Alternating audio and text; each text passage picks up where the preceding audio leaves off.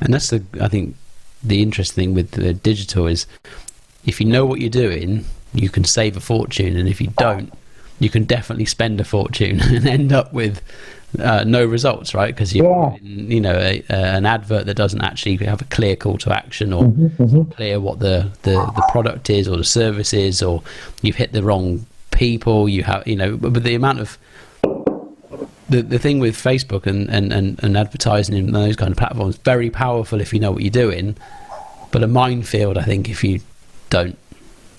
Yeah, and unfortunately, I was working with someone who thought they were helping by spending some of their own money as we were just starting to understand what they needed and what channels we were going to operate for in them. They started spending their own money trying to boost their own posts, and they spent a lot of money, unfortunately, and wasted a lot of money getting a hell of a lot of likes and a hell of a lot of engagement from people saying this looks really cool, but it was not generating any form submissions, which is ultimately what they wanted. And that goes back to what I was originally saying. That then harms the campaign, because if there's money being wasted, there's less money to spend in getting it right. And then just on that bit, because you mentioned an interesting bit about them not knowing. Sometimes at my old company, Yale, one of the key things is kind of, we do a certain job so that you can do your job. So, for example, one of the analogies used was, we take care of the digital marketing so you can go up the ladder and fix people's roofs. It's that kind of philosophy that works really well, as in, let us do our job.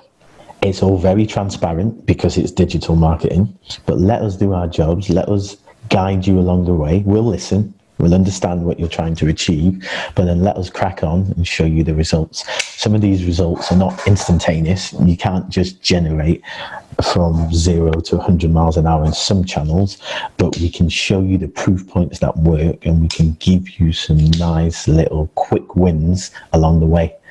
Because every website that I've looked at needs some form of optimization. I mean, literally, we could together, the three of us, look at 10 websites now, and we'd find different things where we go, well, on mobile, that looks ghastly on an Android, or well, I look at that on an iPhone and I don't really understand that. Or why is it 7 clicks to do that way instead of 2 clicks? Or I wouldn't really click on that website because they don't appear to have that little lock at the top, which is the SSL certificate. They don't really have that, so I wouldn't really put my credit card details in there. So there are lots of elements that business owners, when they've got websites, need to be doing to evolve and bring their website and their marketing to some extent into the current environment.